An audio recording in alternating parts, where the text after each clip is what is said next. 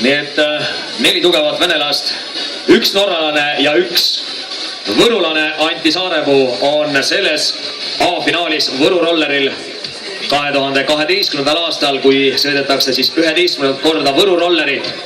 Ja tullakse sealt nüüd ja sealt ei ole enam lõpuni jäänud palju, 400 meetrit tulla. Kes võidab Võru rolleri? On see Bandzinski, on see Usatšov, on see Krjukov, on Lanes, on see Saarepuu?